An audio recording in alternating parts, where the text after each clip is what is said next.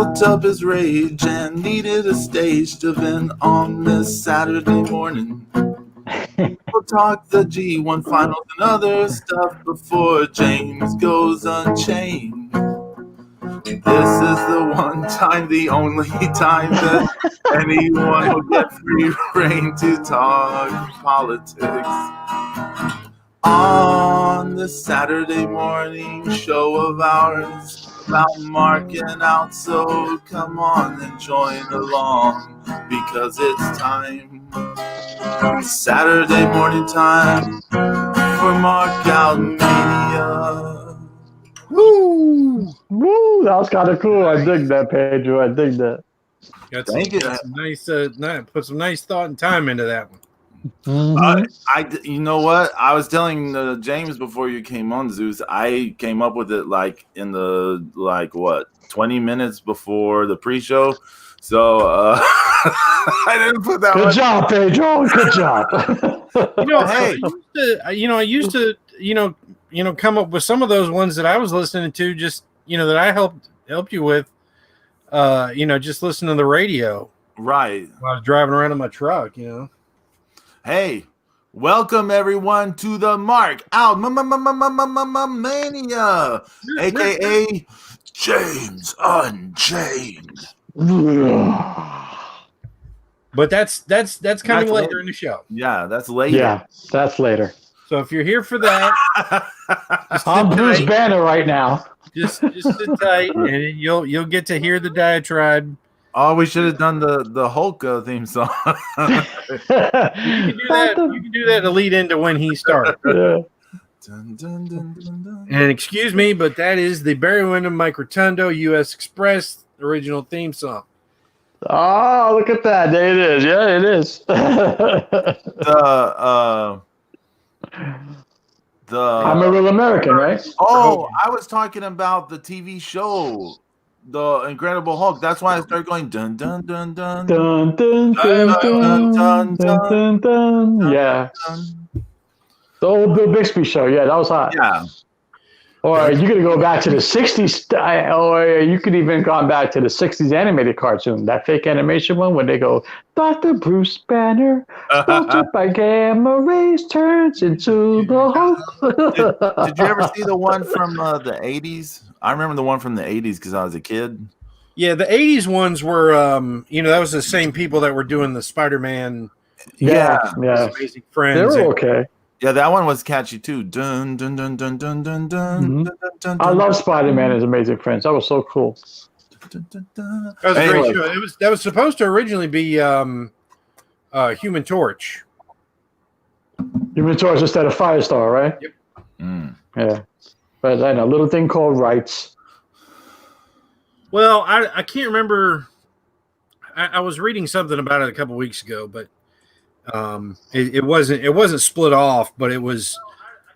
I think they were doing they just come off of a couple years prior where they did the Fantastic Four cartoon, and they had to put that stupid robot in instead of Human Torch. I hated that robot, man. I wanted to set themselves on fire.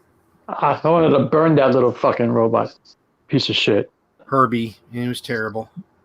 Yeah, that was his name. There's a Funko Pop of him. I've seen it. Fucking stores. That was a fucking talking tea kettle. It was brutal. The talking tea kettle. I couldn't stand him. Brutal. I got some of I traded in a game or two, and I got some of those little Rick and Morty mystery Funko Pops, and those were they were on discount too, on clearance, so I racked up. I still love that Zack Sabre Jr. and Tai Chi picture, aka Rick and Morty style. That's just a great pick that you did, Zeus. That was awesome. Yeah, I ought to put that on a T-shirt. Yeah, man, you should put that on a T-shirt. Put a big old portal thing behind them. Mm-hmm. That's kind of cool. That's awesome stuff. Yeah. So what we had this past week was the G1 final, and the matches leading up to that we have yet to talk about. Pedro, you got that Oh yeah, on hand or hold on one moment. But shout out to YYH in the chat room. Derber H. Y2H2, baby. Yeah, I had to pull up my G1 journal. Yes. Oh yeah, and everybody make sure and go to Pedro's Ko-fi because he you can check out his star ratings for Japanese and for New Japan and some Stardom and different things. Dave Meltzer, eat your heart out. I also got some ratings for movies and music on there, but that stuff's slowly building. But definitely more wrestling than the other one. But yeah, it's just cool. It's cool to check out because I mean you can just look at it for free. Yeah, and then if you want to buy Pedro a coffee, you can buy him a you can buy him an Aztec hot chocolate with the screaming hot chilies in it, and then we can make him drink it on the air sometime. That will not happen, but yeah. Thanks for the plug. The G1 finals. So the show started off. You had Goto, Ishii, Yano, Yoshihashi versus Taichi, Zack Sabre Jr., Desperado, and Doki. And this is the kind of match you expect from those guys. Suzuki-gun, doing their dirty tricks and I have issues with them. I have issues with Suzuki-gun, but we'll get into that later. But they're kind of building this thing between Doki and Yoshihashi because what they're saying is that Doki has been kind of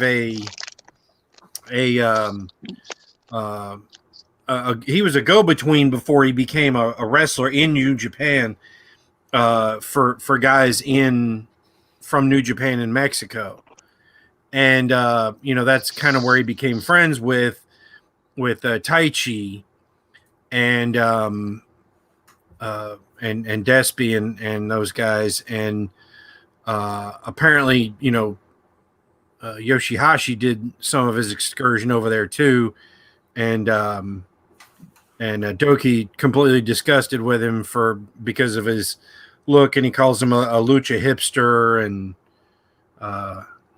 so that's kind of where that's come from. So that's kind of they're kind of showcasing this a little bit, I think, in that match. And something I liked in this match, when Suzuki-gun, so they win the match. Yeah. Doki pins. Who was it? He pinned. Was it Yoshihashi or was it? I don't remember if it was Yoshihashi or Goto. Yeah, he pinned someone, and then he was motioning for the never 6-man tag team titles. Yeah, and he was it was aimed at Yoshihashi because everyone knows it means more to him than everyone else. Right. and I thought it was really clever booking in that sense because everyone knows so many of his fans have been waiting for him to hold a title for so long apparently in Japan, and then he finally holds one, and it's very dear to him, and now this guy's like, I want it, and it's like I thought it was a clever way to put stakes in there. Yeah.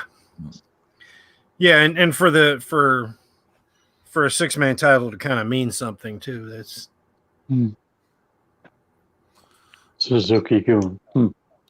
Then yeah. Oh yeah. Well, there is some backstage stuff off of this match, wasn't there?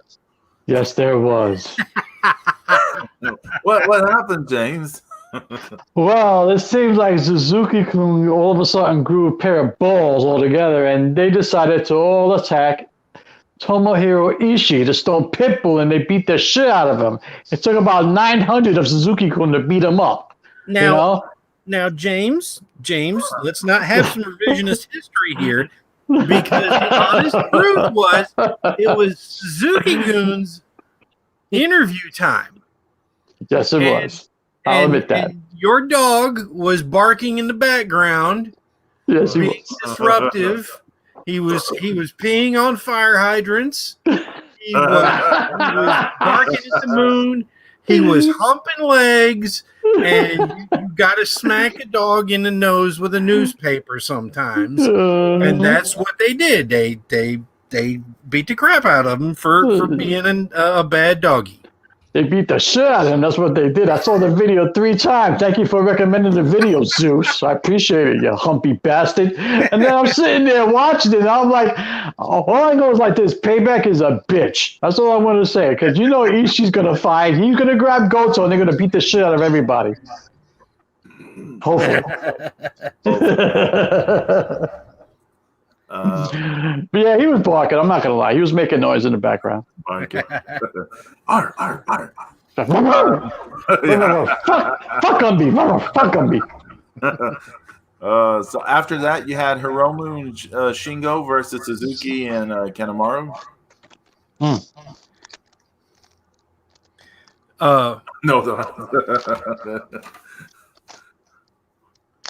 Yeah, Hiromu and Shingo against who was it?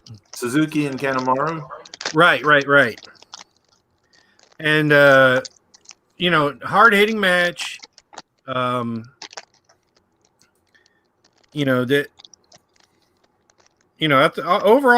good, good match, I thought. Yeah. I think all the matches on this show were good except for the semi-main, in my opinion. But I mean, it was more, once again, it's kind of showcasing the, Suzuki versus Shingo, Yep. Because obviously Shingo wants another shot to get the never open weight singles title back. So, any thoughts, James?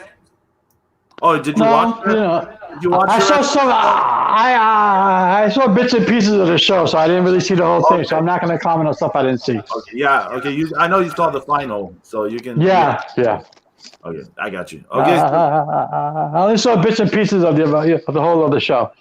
Okay, so then you had Tanahashi, Juice, Jeff Cobb, and Master Wato versus Jay White, Kenta, Ishimori, and Gato. Yeah, that was kind of it was a big mess in there, and I was about to say that sounded like it could have been a cluster.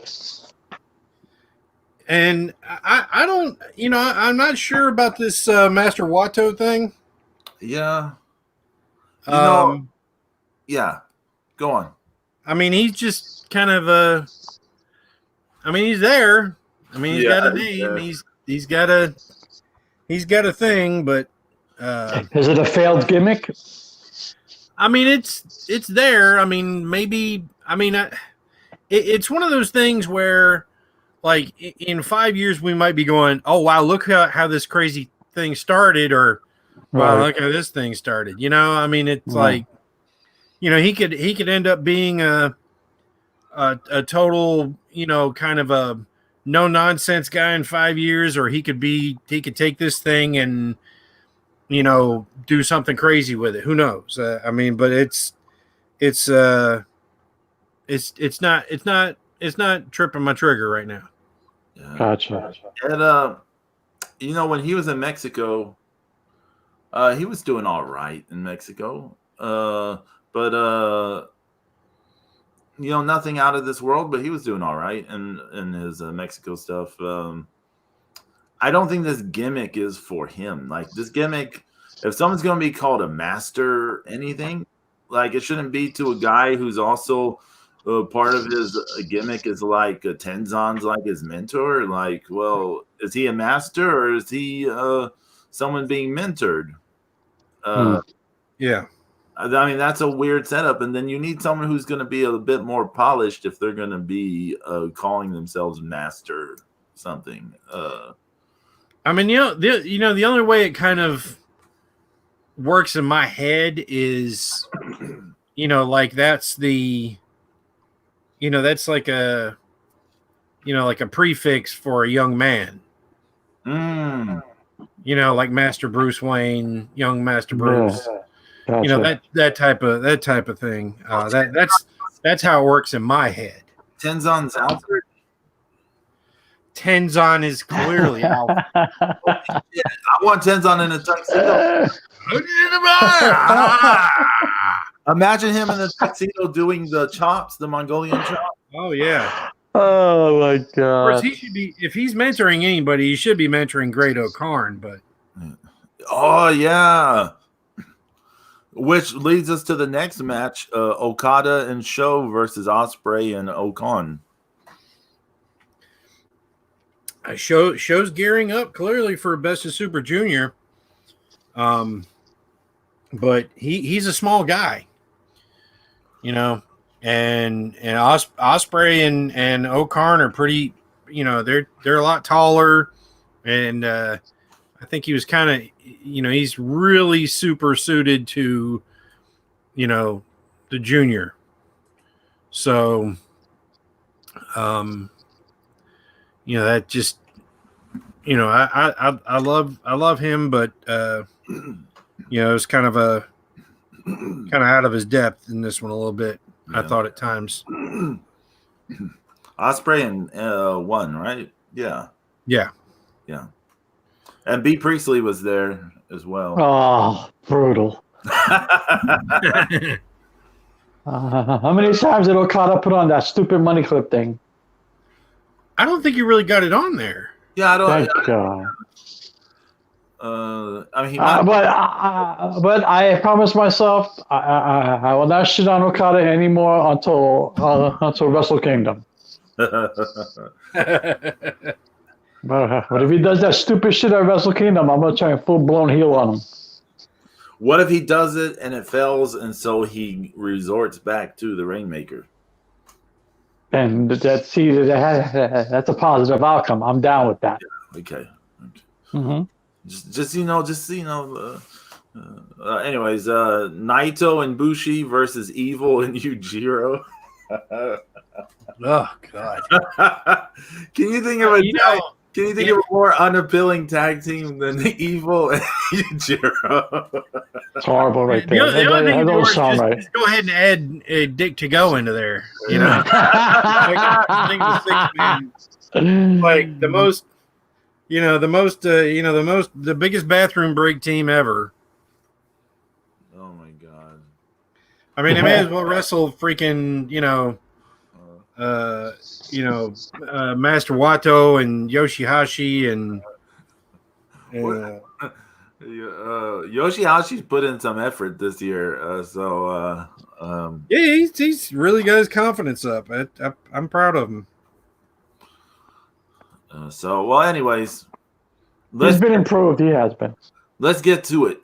The big thing, the finals of the G1 Climax. Kota Ibushi versus Sanada. James, yeah. What'd you think, James? Well, okay.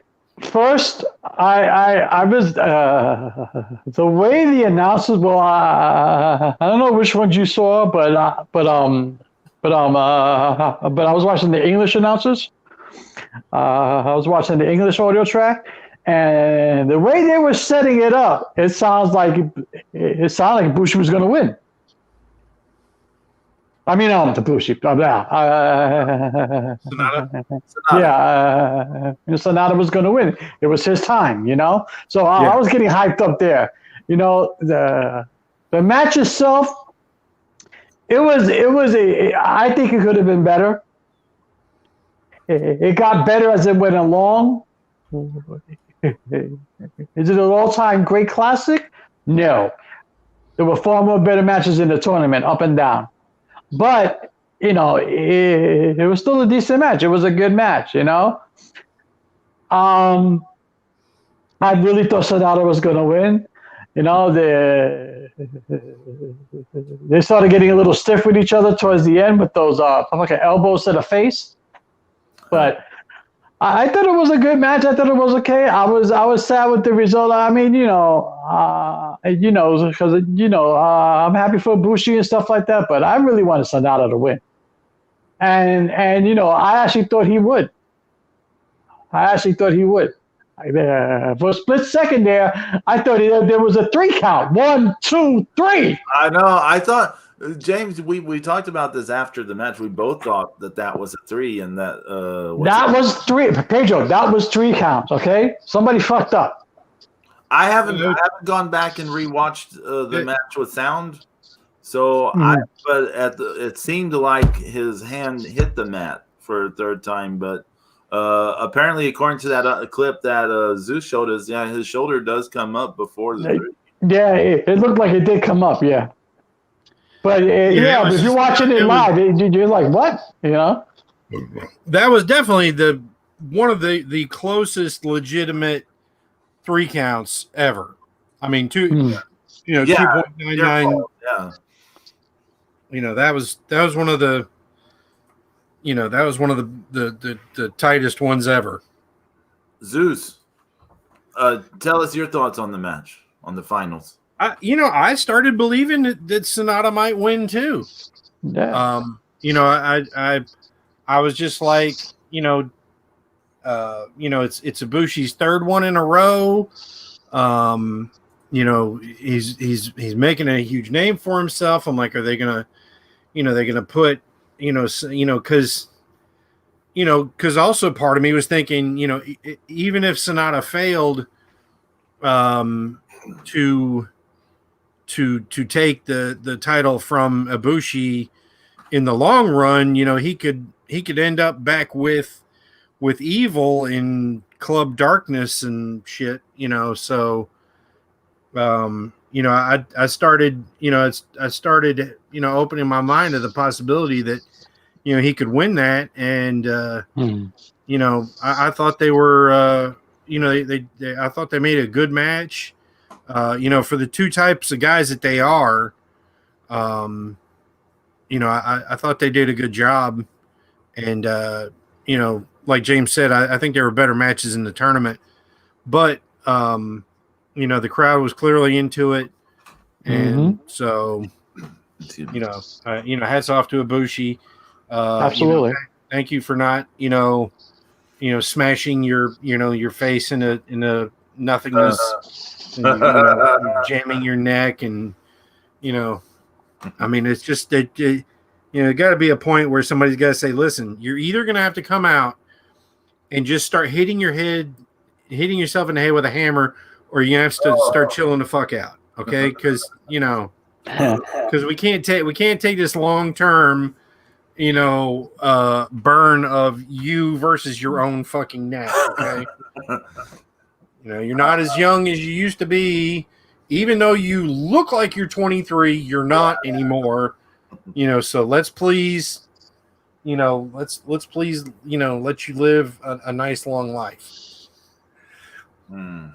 I will say for 2 people who don't seem to have a lot of chemistry with each other, like they didn't seem to have natural chemistry with each other in the ring, this was a pretty good match. I mean, I thought it was most, it didn't really seem like they gelled that well together naturally, but for considering that, they still had a pretty good match. I really in the watching it, at the moment, I really, really wanted Sonata to win. I really, really. It just felt like it, didn't it? Like at one point, like you really thought he was going to pull it off. But now, shout out to Tom Gardner in the chat. Oh, what's up, Tom? Hey, what's up, Tom? What's going on, man? So I think when this tournament was starting, the likely candidates to win it all were Ibushi and Jay White, possibly Okada, but to me, those 2 were the leading candidates to win. And going in, and then early on, about halfway through, I was starting to think, hell, Ibushi might excuse me, Naito. Yeah, You know, Naito was a legit candidate too. Yes. Yeah. Yeah, he was. I forgot about that. Going in, even because there was that thing floated out there. Is he going to be the first one in XYZ years to be the champ and win? Right. So the result intellectually is not a surprise, right? Like you go, well, obviously it has to be one of the obvious people to win. Because a bad thing with wrestling, if we're honest about it, the past few years, they don't do a lot of legit surprises in terms of that kind of stuff. The Royal Rumble winner is going to be a specific set few people. The G1 winner is going to be a specific set few people because it's got to be someone who is big enough to headline the Tokyo Dome. Even though they have a device, as Zeus has pointed out in the past, they have a device where the person who wins can lose their title shot at the Tokyo Dome. But they have not gone that route yet. They haven't implemented that yet. Yeah. Well, the final 2 days of the G1 before the final, there was so much crazy shit. And you can make fun of me, but I thought it was Jay White's. I thought there's no way he's going to lose. I thought there was no way he's going to lose, and he did. Ishii, but of course he has to interject himself post-match, of course, because he's an asshole. Well, he has a point because he beat Ibushi. So you can't even let Ibushi enjoy his G1 victory. He has to go in during his interview time and talk shit. They shared Zimas together, James. Come on. I don't care. I mean, Jay White, Jay White knows how competitive that Ibushi is, and he had to point out to him, you beat everybody else, but you didn't beat me. Now, I want to say I did not know Zima was still around. It's been resurrected for the last 2 years in New Japan. I haven't even seen it in the local public supermarkets yet. I've seen it, so it's back. Yeah, I was shocked. I was like, what the fuck is going on? I took a picture of the Zima and I actually sent it to Mil Machetes. So there you go. In 20 years, Japan is going to be really big into White Claw. Oh my God. Oh my God! Why didn't we think of this? So Jay Shaq gonna fight Ibushi now? Yeah, it power struggle. Yeah, but also the way Sonata came to win the block, the B block, I didn't see that happening. That was a the last day, especially the way he started off. Right. Which started out terrible.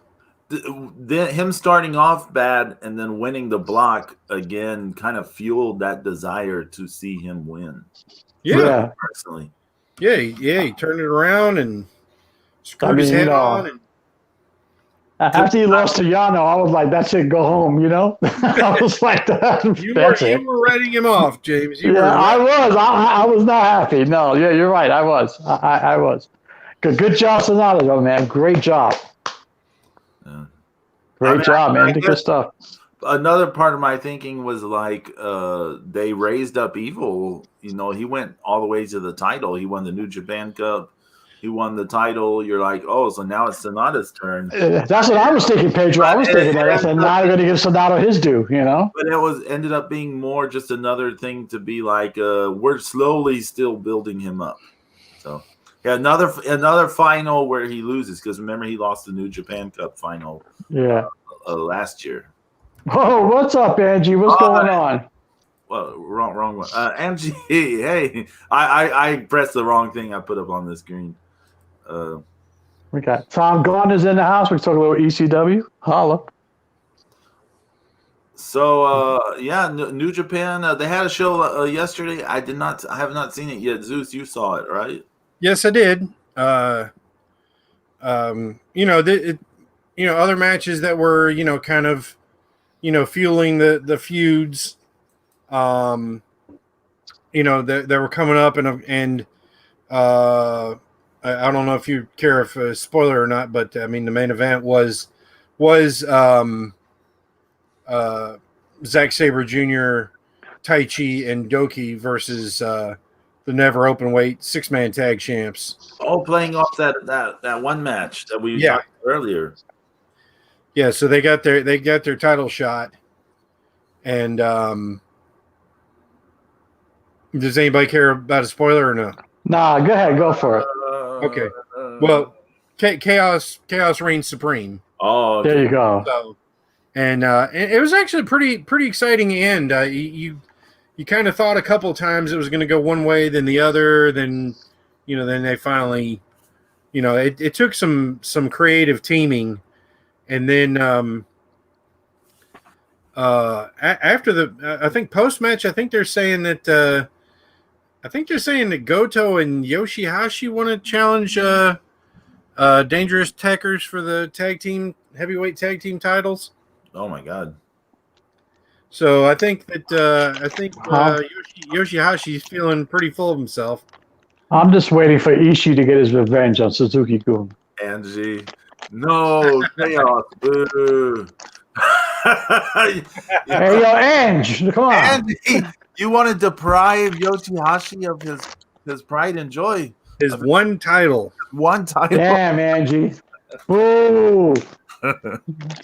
All because of negotiation with Okaka? I mean, come on. Really, Pedro? Lazuchka Okada. There we go. Here we go. That didn't take long, did it? It was just there. I can't. It's low hanging fruit. You gotta let Pedro swing. Yeah, that's okay. I'm mad at Okada anyway. So that stupid money clip, that fake Cobra Clutch piece of shit. Anything else noteworthy from that show, Zeus? I can't remember. I want to say there was another 6-man match. It was like Suzuki and Despy and Kanemaru. I think they had a match with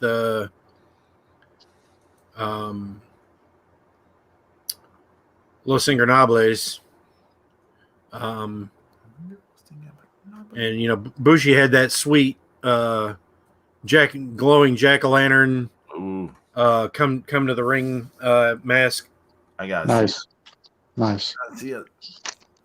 So I mean, it's some fun matches. I mean, if you're bored and you want to, and you're jonesing for some New Japan, there you go. They're saying November 2nd on New Japan World, they are going to announce the participants for Best of Super Junior. Oh, cool. That's cool. When are they announcing that? I would assume immediately after for Tag League. Ishii and Goto run roughshod over everyone in Tag League, and they beat the shit out of Suzuki-gun up and down. That's it. Now, I just want to get some of this stuff out of the way. For people we have in the chat who are maybe AEW fans, please don't leave, because you still got James Unchained coming. But Zeus, when you said if you're jonesing for some good wrestling, watch New Japan. There are a lot of bits this week from AEW that were the opposite of good wrestling. No, man. I mean, just people getting hurt. That was, that poor dude from Dark Order. I mean, he was. He was out like a fucking light. Just completely limp and. Where's the ref on that? He's got to step in. Then they made him get up and do more shit, and so I mean, the referee totally held that situation. Well, that and everybody that was in the back on, that was watching on a monitor that had a, that they could have told him, hey, man, you got to check on him. Somebody has to tell him, that, you know, I mean, if he didn't know that was not part of it, or if it actually kind of fell into what was supposed to happen, but it seemed really odd. Yeah. So, I mean, I wouldn't have, I don't know. Blade knew he was out. That's why he dragged him away from to that corner, but he didn't drag him far enough, in my opinion. He should have just gone ahead and pushed him out of the ring or something. Yeah.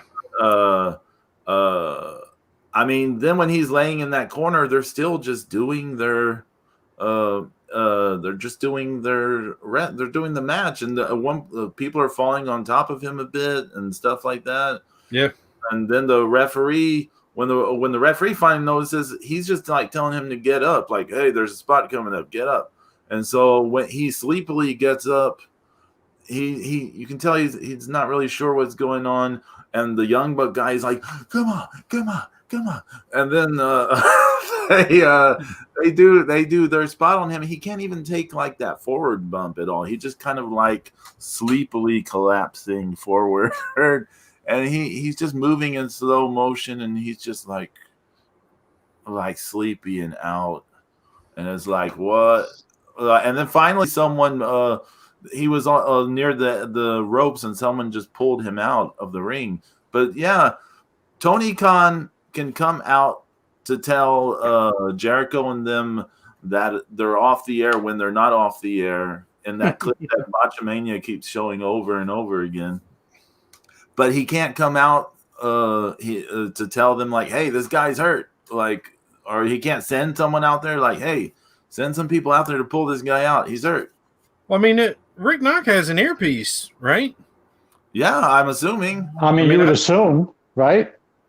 I think I saw one in his ear. But even if he doesn't have an earpiece, he needs to step in and right. But I'm saying, if he's not seeing it, if he's thinking that it's just good selling, yeah, true. Other people have been like, So moving on, he's out, Jim. Phoenix is hurt. Yeah, Phoenix got hurt in his match with Penta. So now Penta is going to take his place against Omega next week. Not Cody. What's his face? Jericho and MJF did a song and dance musical. I can't believe that this is another video that Zeus made me watch that I will never get 3 minutes back from watching this piece of shit. They had more women in that song and dance video than on the entire wrestling card actually wrestling. There was an article. Zeus, you showed us something this week, right? There was like some article where they compared NXT and AEW in this time period in terms of how much time women have gotten and how many main event spots and how much this and this to one another. It was lopsided towards NXT. No surprise. Yeah, it was very heavily, I mean, the numbers didn't lie. We knew that, they've been lagging, and, when it was saying, that Chris Statlander was, like the woman with the third most minutes in AEW on TV. It's like, well, and she's been out for months, 3 months. Yeah.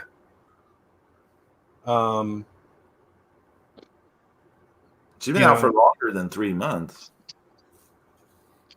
AEW. I don't know. It's this year's so fucking long. It's hard to tell. Because she got injured not that long after her match with Nyla on Revolution. She got injured not that long after that. That was back in February, wasn't it?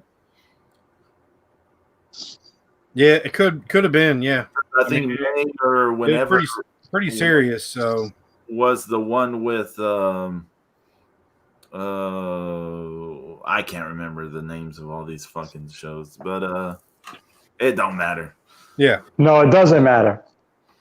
But yeah, It anyway, sucks. so I mean that's I mean that just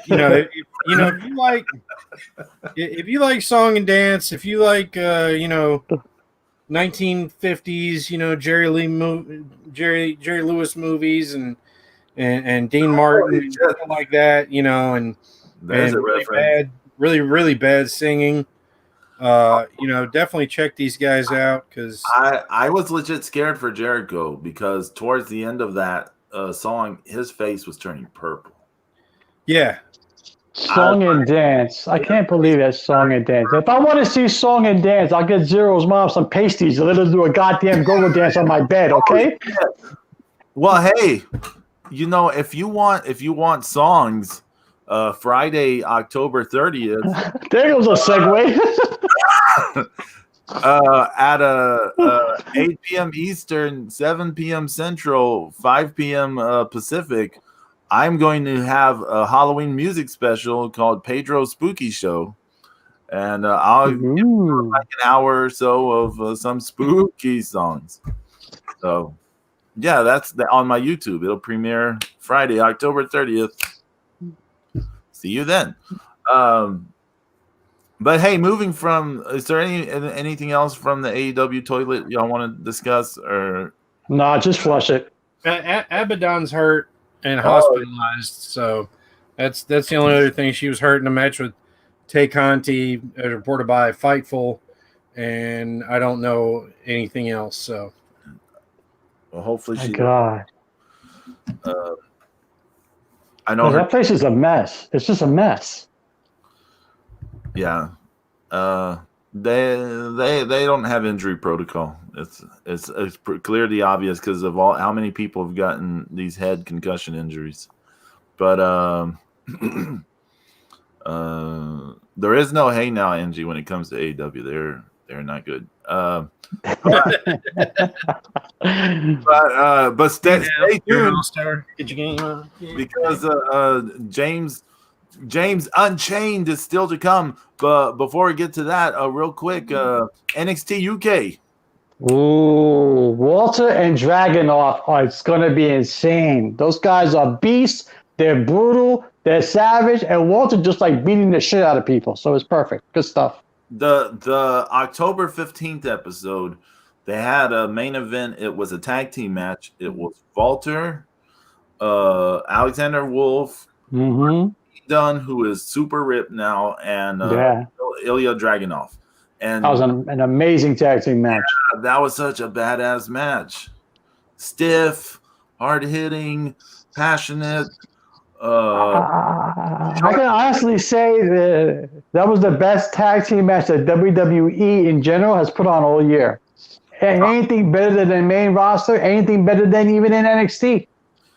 I'm trying to think. Yeah, we're not counting the Imperium Undisputed. No. That was a classic. No. Okay, that's a whole. Yeah, that's the other thing. Yeah. Okay. Yeah, that tag team match was amazing, and spoiler warning for people, but Dragunov does something no one has done yet in NXT UK. He pins Walter. Yep. In the 1, 2, 3.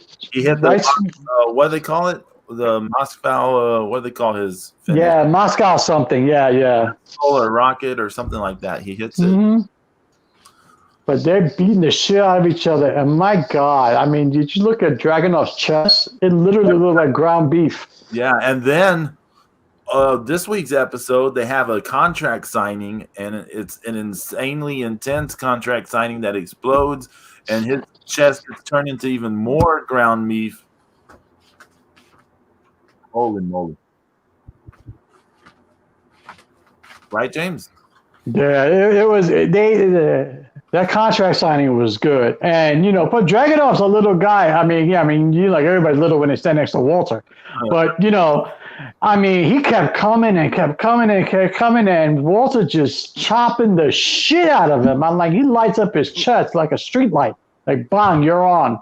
And then he just tosses Walter into the ring steps, and he tosses Dragunov out over the barricade, and he hits his head, and they're going at it. They're going at him, and Dragunov is yelling like he's Rambo or some shit.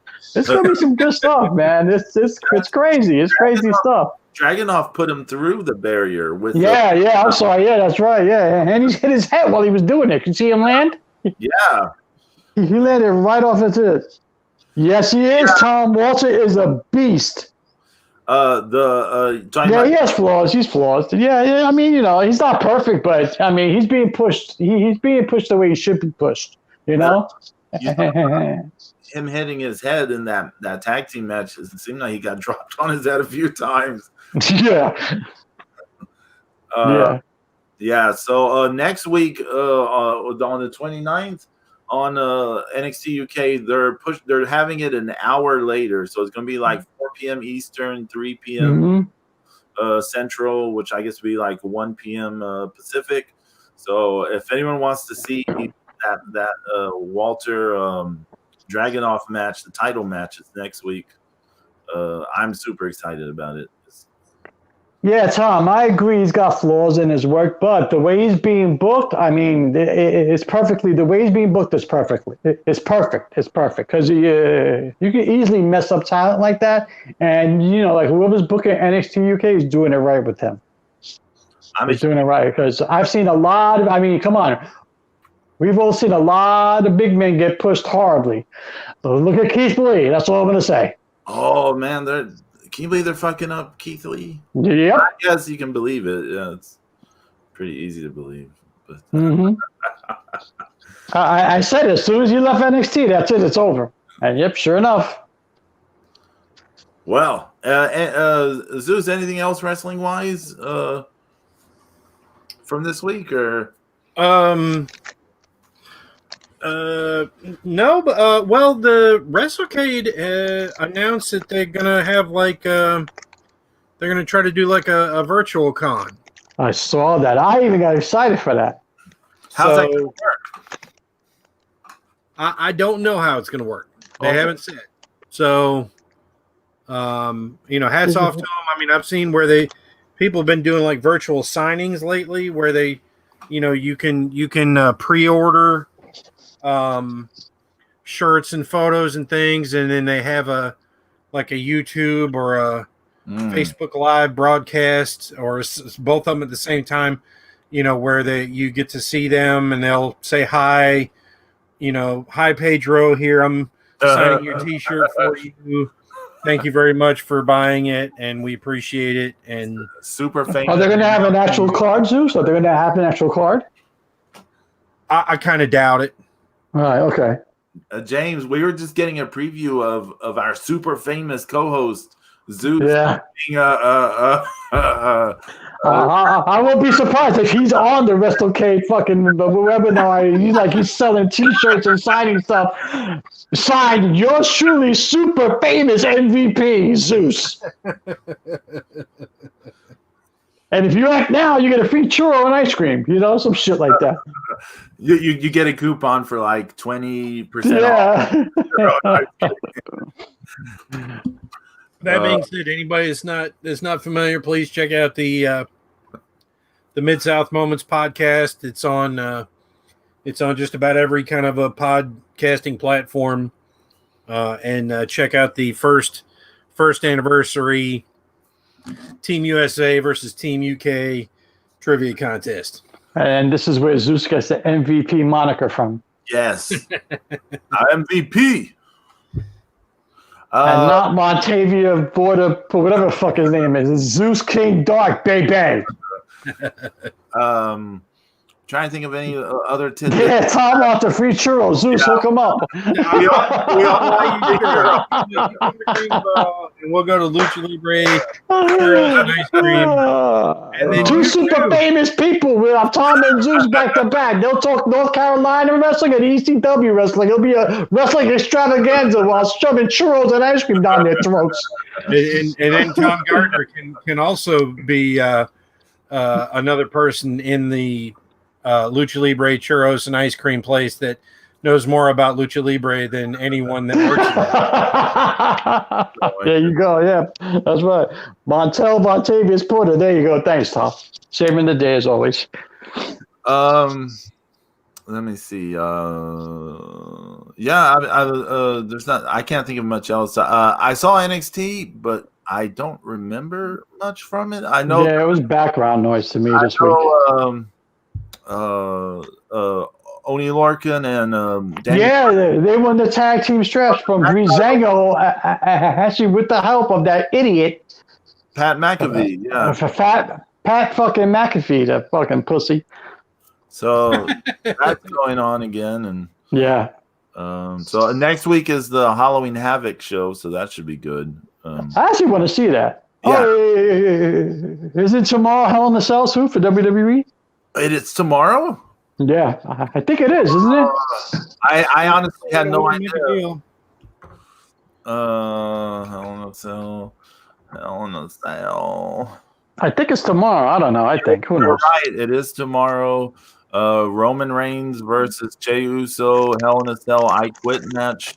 They got two gimmicks in that match, Hell in a Cell and I Quit. I don't know what it's Vince. What do you expect? For the Universal title, if Jey loses, he and Jimmy Uso will have to become Roman's subordinates.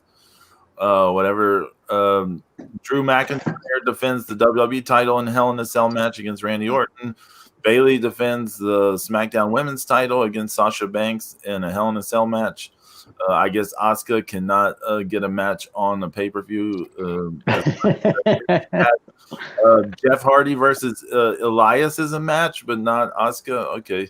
Otis with his Money in the Bank contract up for grabs against The Miz. So, yeah, it looks like a pretty forgettable show. I have a disclaimer before we go on. We must disclaim. So, the following views are those of James Sarno and James Sarno alone. The Markout Mania podcast has no political affiliation. I never intended any politics to be on this show because I like having a politic-free stuff. But James Sarno is our brother. We love James Sarno. And when he had some of his health issues in the past year or so, it was just something, it was like we know this means a lot to James, so we wanted him to have it. So James Unchained, if you have any issues with anything he says, you have to take it up with James Sarno. Come see me. Any questions, comments? Come see me. I love a good political debate / argument any day of the week. It's all good. The views, yeah, all that stuff is all James Sarno. Is not Markout Mania. So don't ask me about things. I will just direct you to James Sarno. Don't blame Pedro or don't blame Zeus for anything that comes out of my mouth. Because trust me, it's coming out of my mouth and it's coming. So we cede the floor to Jimmy Jam, James Sarno, the Extreme. Thank you, Pedro. First of all, I want to thank Pedro and Zeus for giving me this platform because they don't want to talk politics on the show. And I respect that, but they gave it to me as a gift. So I was all excited and stuff. I got all happy camper, Oh, wait. I did forget. This is the one and only time that this is being allowed. So far today. So what I feel like I fucking feel like a redheaded stepchild being let out of the house one time a year. That's it. You can go outside and see the sun for an hour. Now go back in, you bastard. And no one knew this was secretly a communist thing or some dictatorship where it's like you are allowed to breathe this one time. Yeah. See that? That's called the sun. Okay, now you've seen it. Get back in the house. Okay, James, it's yours. Go. Okay. Thank you very much. Okay, thank you. First and foremost, I am not a shill for any one-side political party. Okay, I'm a lifelong Democrat. Yes, I am not an extreme lefty. I'm not an extreme bleeding heart liberal. I am more moderate. I am more progressive than anything else. Okay, I have voted on some I have voted on some Republican policies in the past. Half my family's Republican, but this is not a Republican versus Democrat issue right now. It's not because there is no more, as we know it. There's no more Republican Party. This is not a Republican Party. This is not your father's Republican Party or your grandfather's Republican Party. This is the cult of Trumpism, okay? This is a system and a man who is destroying this country and is tearing it apart piece by piece, okay? The man is a pathological liar. He's a failed businessman. This is a man who took the words over a Russian over a murderous Russian dictator, Vladimir Putin, over his own agencies, over the FBI and the CIA. He said, no, they're wrong, and Putin is right. This is a man who's in bed with the Russians and with China, who both collectively have loaned him so much money that he's in debt for life, okay? Donald Trump has paid more taxes to China this year than he did in the past 10 years as a U.S. citizen to the United States. The man doesn't even pay taxes, okay? The man's a walking advertisement for birth control, for Christ's sake. He is not a politician. He does not belong in office. He's a poor excuse for a leader. He's a poor excuse for a leader and even a poor excuse for a man. This is a man who's singing and dancing while over 200,000 Americans have died due to coronavirus. Actually, to which he said, it was a Democratic hoax. It was a hoax that was perpetuated by the Democrats. Okay? This is a man who refused to even acknowledge the existence of COVID. Okay? Who told people to ingest Clorox, for Christ's sake. All right? This is the man. He does not belong in politics. He does not belong as he walking among us. He belongs in prison. He is a lowlife. Okay, and again, this is not the political. This is a Republican versus Democrat. Okay, because this is not a typical Republican Party anymore. And then you have Mitch McConnell and the whole rest of the Republican Senate who has enabled this man, who spews nothing but lies. And yes, I'm going to get to the fact that all the Trump supporters, especially down where I live here in Florida, they all know that he's a crook. They all know that he's a liar. They all know that he's colluded with Russia and China. They know he's guilty. They know he's a misogynist. They all know he's a failed businessman. They don't care. And you want to know why they don't care? It's because Trump validates and verbalizes their racism and xenophobia. And to them, that's worth everything. And that's sad, especially living down here, down south. I've seen it and I've heard it. Okay? I've even heard one neighbor say, well, I kind of like Trump because he won't let my neighborhood go dark. I mean, that's just straight up pure racism, and that's why Trump has so many followers, because he validates their racism. Because it's not about policies, it's not about universal health care, or it's not about lowering taxes or raising taxes with this man. He is a white supremacist who he refuses to condemn, by the way. He refuses to condemn white supremacy. He is a white supremacist, and a white supremacist should not be leading the country. A white supremacist should be in fucking jail. Okay? And then, he has his family, his daughters, and his son-in-law, it's not Tweedledee and Tweedledick over there. Okay? He's got them down. He said there's consultants, and he claims $700,000 or $70,000 per share, $700,000 for them as consultants. It's ridiculous. I mean, it's just ridiculous. I am not going to tell you to go out and who to vote for, okay? Because I'm an American. I was born and bred in this country. I was born in New York City, okay? I've traveled up and down up and down the eastern seaboards, okay? I've been in the middle of the ECW arena getting yelled at by the Sandman, okay? I've been in Ring of Honor shows. I've been all over. I've met short, tall, thin, thick, black, white, Democrat, Republican. It doesn't matter. To me, everybody is the same. Everybody was brought to this earth the same, and everybody will die on this earth the same. All of us bleed red. All of us. Okay? All of us are the same in my book. But here's a man who does not believe that. He believes he stands above the rest. Okay? He wants to take away everybody's health care. He condemns socialized health care. Yeah, but yet, all of a sudden, he got COVID, he got flew in a private helicopter and didn't pay a goddamn cent for his health care. Which he got socialized health care, but it was okay for him, right? The man doesn't care about anybody but himself. He's a self-serving sociopath. Okay? And that type of person we cannot have in the White House. It is dangerous. He is dangerous. Okay? And yes, Tom, like you lived in the ECW arena, as did I. I went to many ECW shows, especially in New York at the Queen Center. Okay? And, all of us there, we all mixed, we all matched, and we all loved wrestling, and we all talked politics, and we all did it all. And it was okay back then. It was about Republicans, it's about the Democrats. And again, I'm not anti-Republican. I have Republican, half my family's Republican. Okay, I have very interesting family get-togethers, trust me. But this is not Republican anymore. This is the cult of Trump.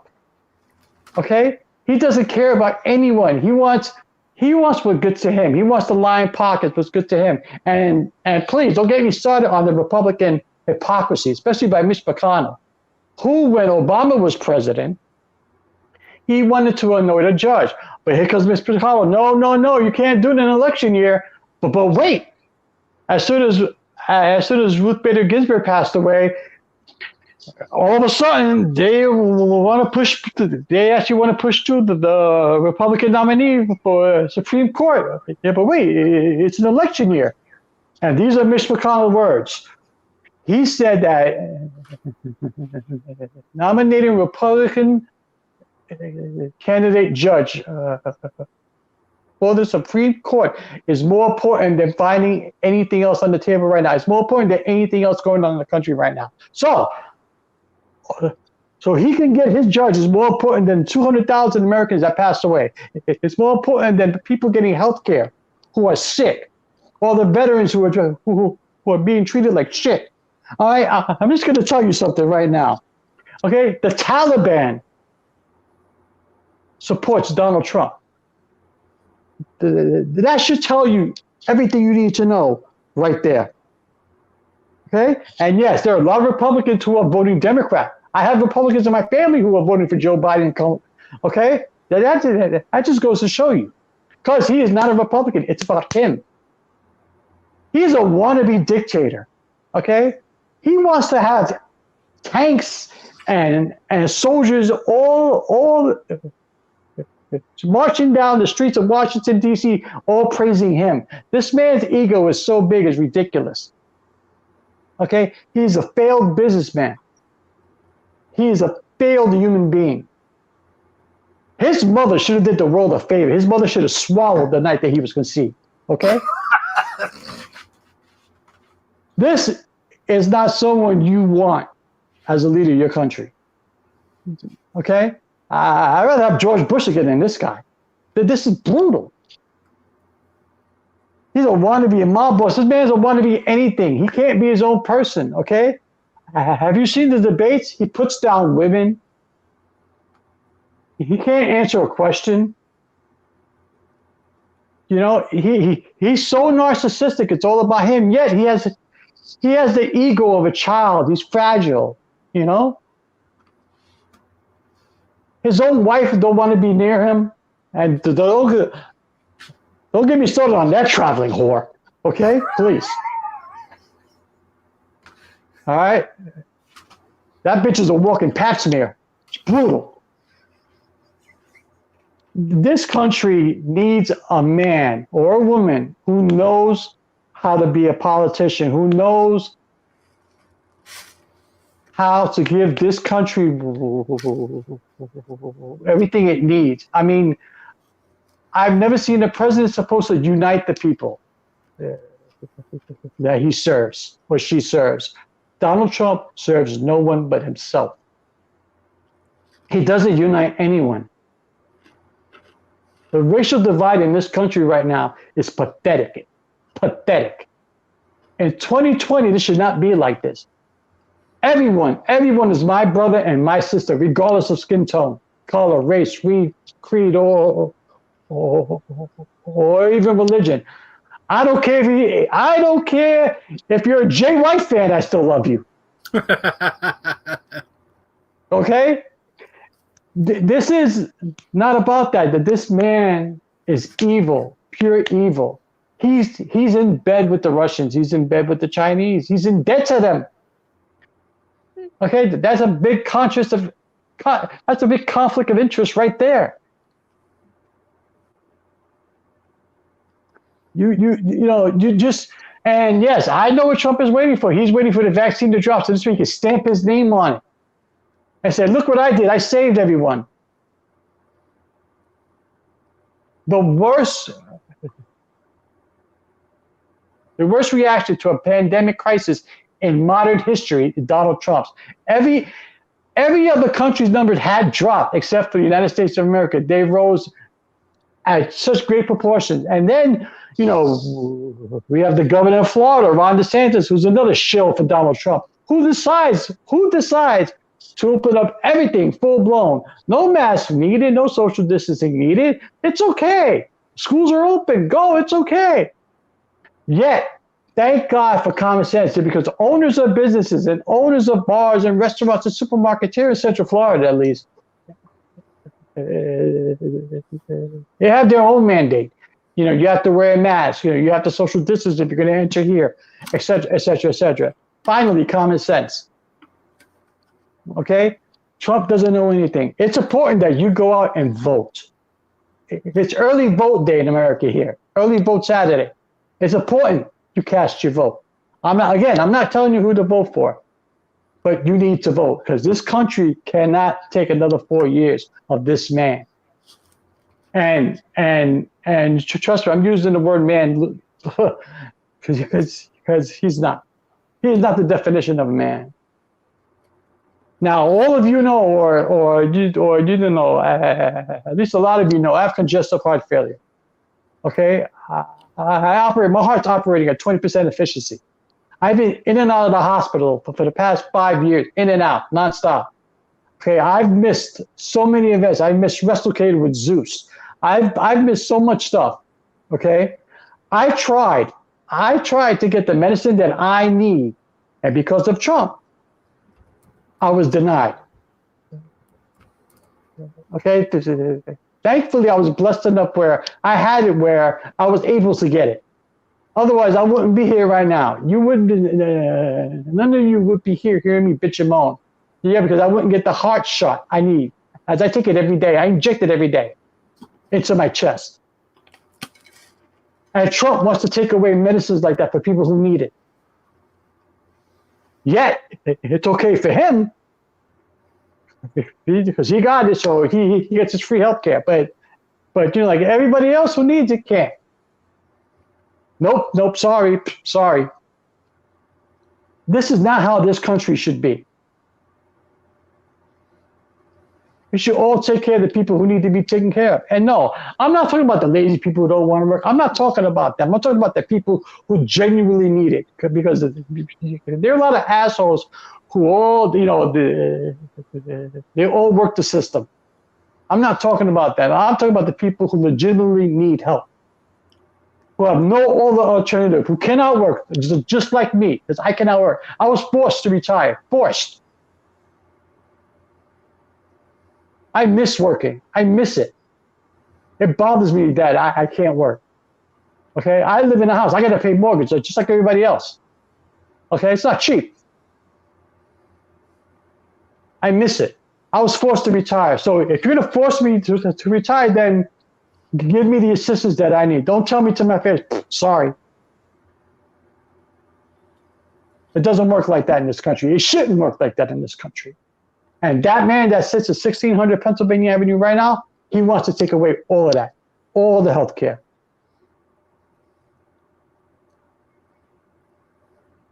Donald Trump is not the type of person who should be sitting in the White House, who should be running this country. He's an evil man. Evil. And it's not just because, Jimmy, you just pissed off because he's running for president. No. I lived in New York almost all of my life. I've only been in Florida for 5 years. Okay, I was married once. And even my ex-wife said, she was a big shot in a construction company in New York. And, but back then in the 80s and 90s, it was all about Trump construction, right? Well, it's fun because every other company who my wife dealt with at the time paid their bills, except for whose company? Trump's company. Always taking them to court to get the money that it's owed.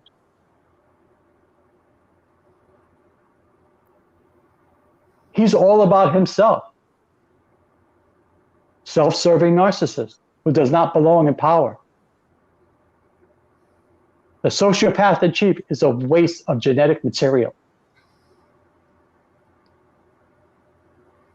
Okay, and I have family, even back in 2016, who say, "Oh, you know what? I think America needs a change. I'm tired of politicians. I'm not going to vote for Hillary, that witch. I want a businessman." And okay, fine. There you go. Boom. And within the first month, everybody started having doubts. Oh my God.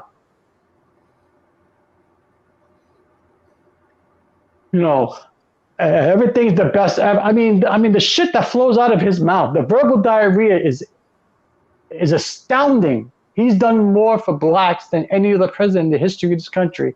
He's done more for our veterans than any other president in the history of this country. The man is, he likes to toot his own horn. Toot. Only one person I know who could say toot and back it up, that's AA Arn Anderson, not Donald J. Trump.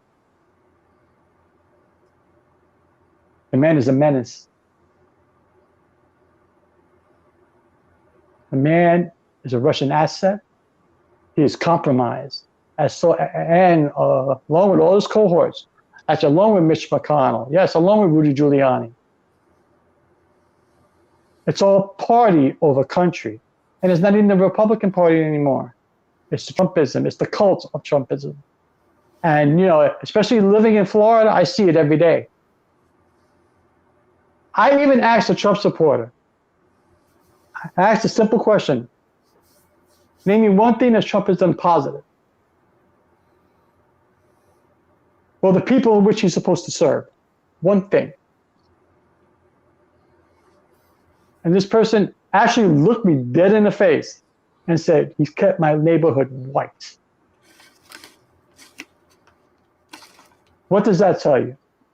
In this day and age that your racist beliefs, your xenophobia is more important than anything else happening to this country, feeding the homeless problem, feeding the poor, helping our wounded veterans, and I come from a long line. A family of people who served in this country.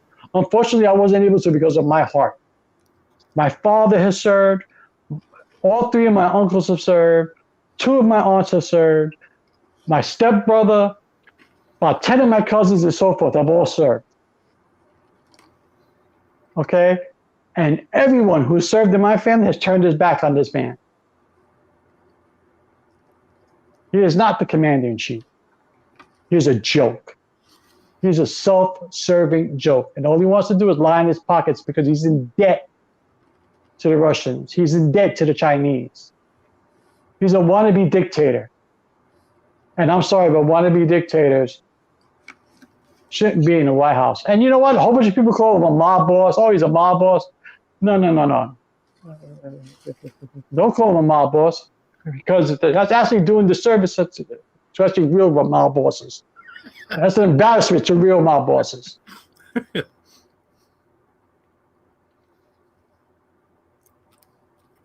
So just do yourself a favor, do this country a favor and vote. Again, I'm not one of those people who say, you better vote for this person or else. No, because that's not my way. That's not the American way.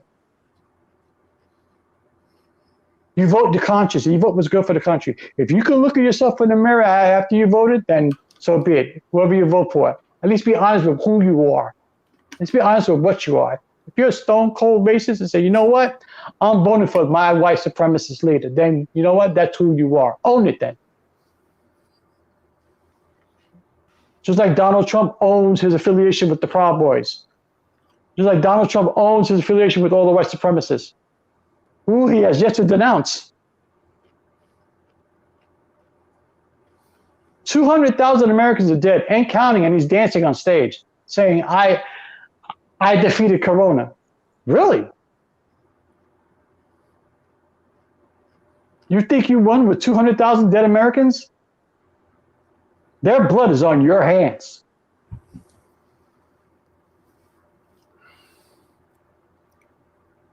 And I'm sorry, but that is not how I envision the presidents of the United States to be.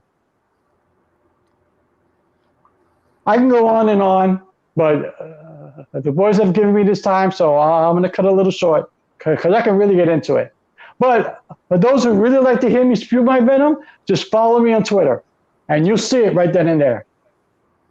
And I'll gladly have discussions with you because I'm not anti-Republican. I'm anti-Trump.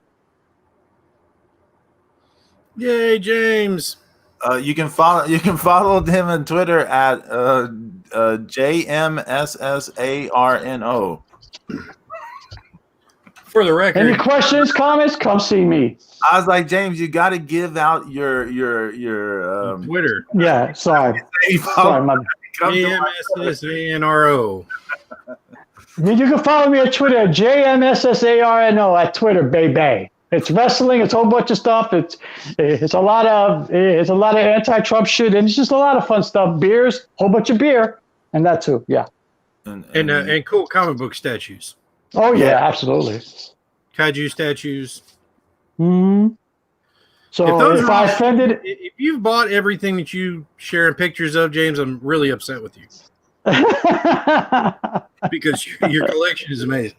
We all know you got a hell of a collection of stuff anyway. Yeah,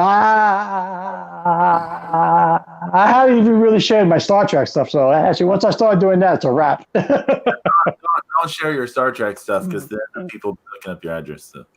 Yeah, I know. But again, if I offended anyone, I'm sorry, but there's times you just got to take your medicine. That's it. and wear your damn mask, for Christ's sake. You got the chess set?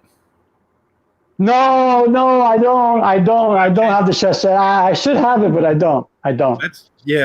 I've heard that's a real pain in the ass to play. The 3D chess, yeah, it is. Yeah, because it's like there's a couple of small parts. There's a friend of my brother's a long time ago. He had a 3-level chess game, and it's 3 boards stacked on top of each other, and then there's 2 access there's 2 access spots on each board to go up or down, and so you can literally there's a lot of draws in it because you can end up with just chasing people forever. So if somebody doesn't concede, it's just you can just be running around forever.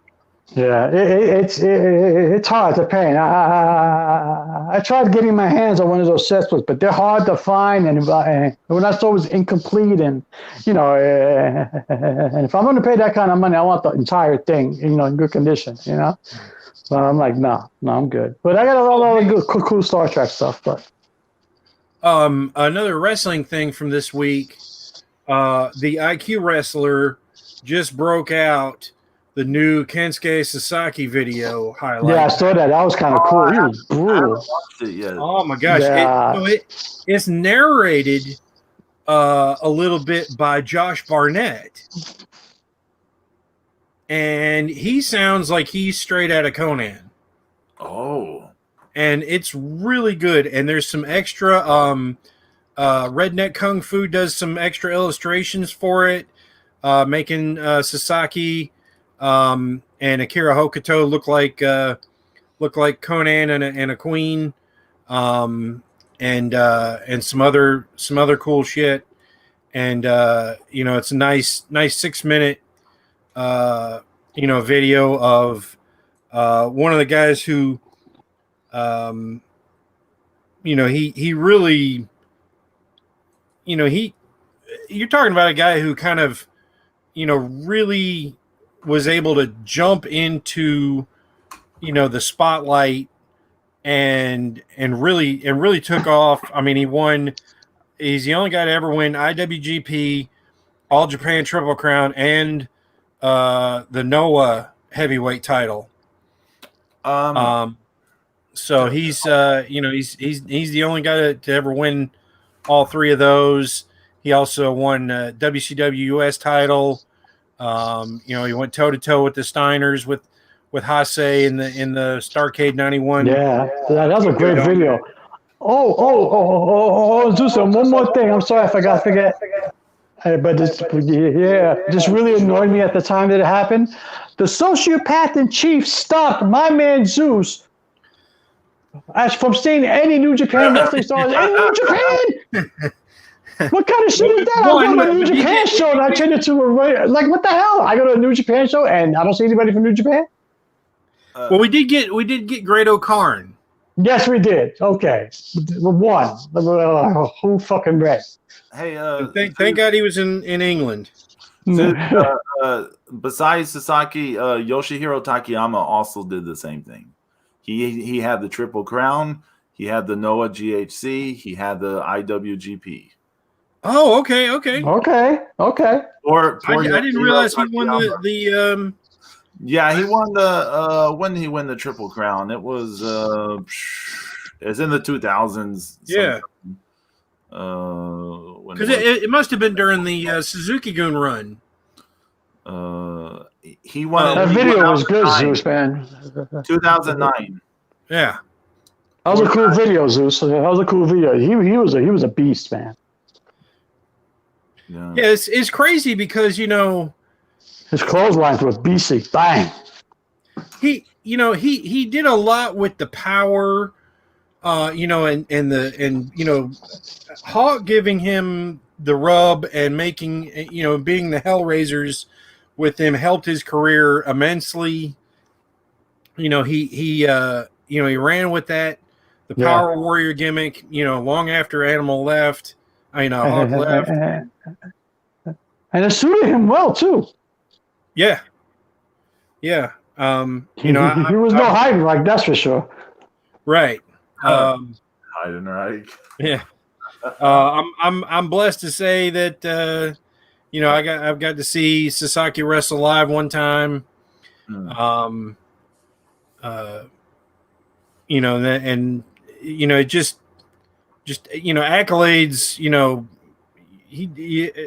it's hard to imagine, guys that have had, as good or better careers than him, but he's definitely honored well. Like I said, check out the IQ Wrestler on YouTube. He's got a Patreon and things you can support him because Jacob's he's battling his own life difficulties in his own way every day and making the videos. He's got help from a lot of people, and he's definitely worth supporting. So check him out on YouTube and Twitter and things. I wanted to say real fast. I watched that Yokohama Cinderella show from October 3rd that Stardom had in that new Yokohama arena. Uh-huh. And that was a pretty good show overall. Azumi versus Starlight Kid for the high speed title was good. Momo versus B Priestley for the SWA title was good. The tag team title match, the Goddesses of Stardom match, Utami and Saya Kamatani versus DDM, Himeka and Maika. That was a really good match. That was a super entertaining match.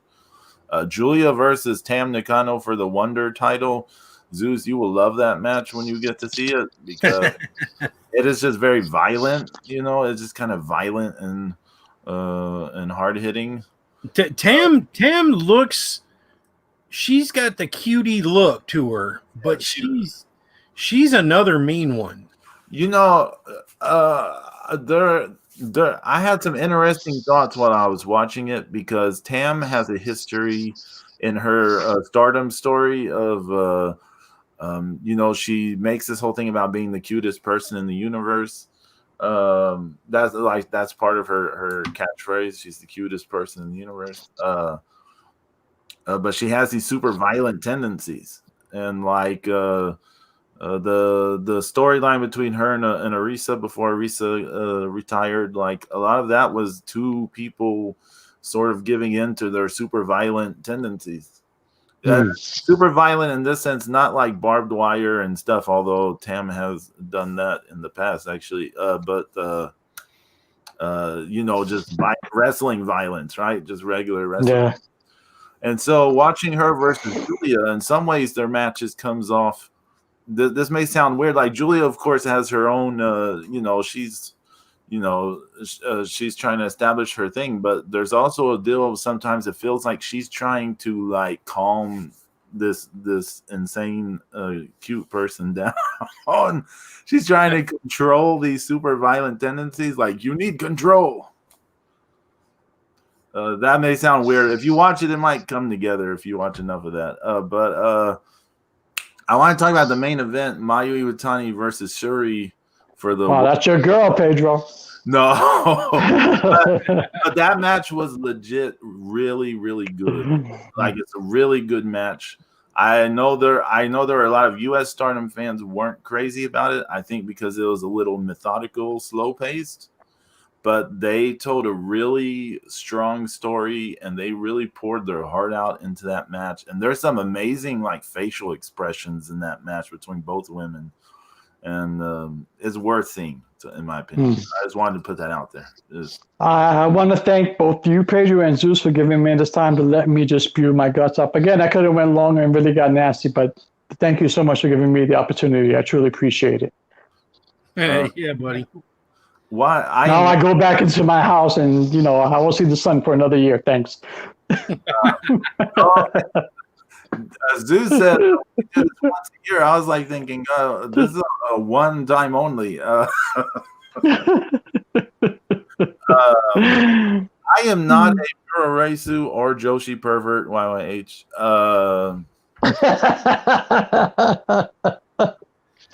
I am not. Anyways, next week. Let's talk about next week real fast. Next week should be fun. Next Saturday is Halloween. Woo! We get to do the Mark Out Mania podcast on actual Halloween. If anyone's wondering why James isn't doing today like the show before the election, it's because the show before the election is Halloween. And I was not going to have this, it's like, no, we cannot miss the chance to have No, of course not, no. Halloween episode on Halloween. And we're going to have Professor Casey on the show. So, we're going to talk everything All Hallows Eve. We're going to talk horror movies, scary shit, everything, all kinds of good stuff. We'll be talking, I'll probably get some horror comic talk in there because I've been doing a lot of horror manga tributes and stuff on my social media. Yeah, Pedro, you have a knack for drawing horror, man. You know that? You should really do a good horror comic because your shit's spooky. It scared the shit out of me, It's good stuff. It is. It's very dark. It's very... Yeah, man. It really pulls an emotional response. You make that chick who comes out the TV at the ring look like Casper the Friendly Ghost. That shit's legit, man. Good stuff. Oh, thank you. I always like monsters, as you know. I love monsters. Juice Robinson says your art is evil. Oh, does he? Pedro, your art is evil. Evil's evil. Bunnies aren't evil. Unicorns aren't evil. Rainbows aren't evil. Mayu Iwatani, not evil. Oh my goodness. I love it. Thank you, Zeus. You just made my day. Oh my goodness. So yeah, come back next week. Halloween. Yeah, it should be fun. I guess our Professor Casey will be in the house hanging with us. Professor Casey. We're gonna talk horror Halloween. We're gonna have fun. Hell, we can even talk candy because that's a big part of Halloween. Yes, sir. Yes, sir. Everyone's got to get on munch on. Yes, sir. I've been school on some candy rules here lately too. So I want to thank Angie for hanging out in the chat. I want to thank Tom Gardner. I haven't heard from him in a minute, hanging on the chat. I would love to get him on the show one day so we could talk ECW. And his experiences in the ring, And of course, we got to thank Y282.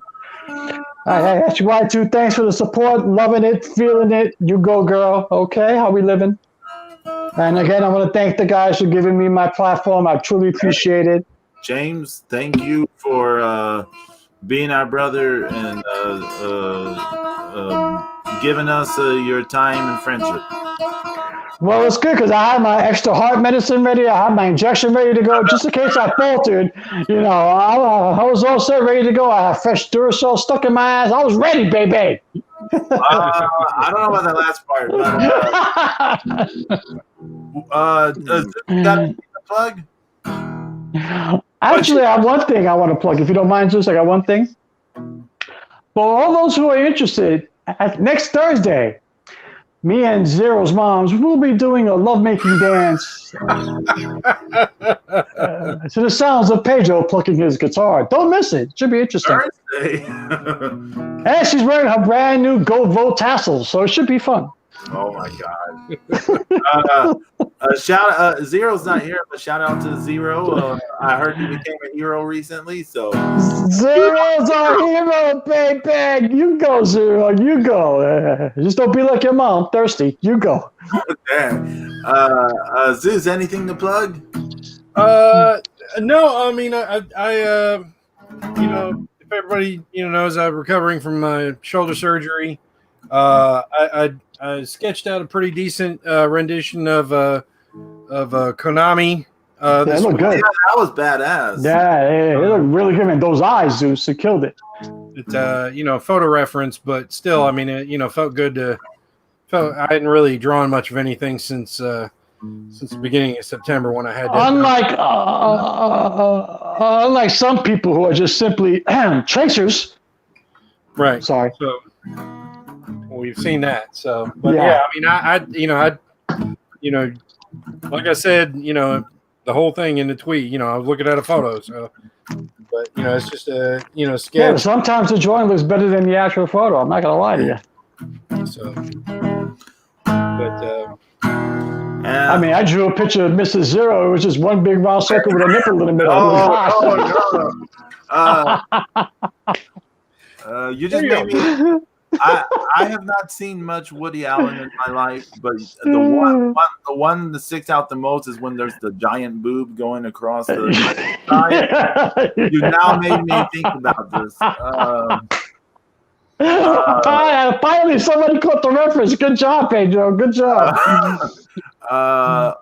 Tuesday, looking at cards is going to be a somewhat special episode. I don't want to give away why, but there's going to be a special episode of looking at cards on Tuesday on my YouTube channel. So, 9 p.m. Eastern, 8 p.m. Central, 6 p.m. Pacific, special episode of that. And like I mentioned earlier, Friday, October 30th, it's Pedro's Spooky Show. And you'll get some spooky show. It's very spooky. I'm gonna be so scary you won't believe it. But everyone take care. Worst comic book show ever. Wow. Everyone take care. Thank you, James, Zeus, for all you do. thank our listeners. This will What the hell? Everyone else too. This is us saying goodbye. Later, people. Save water, drink beer. Oh my God.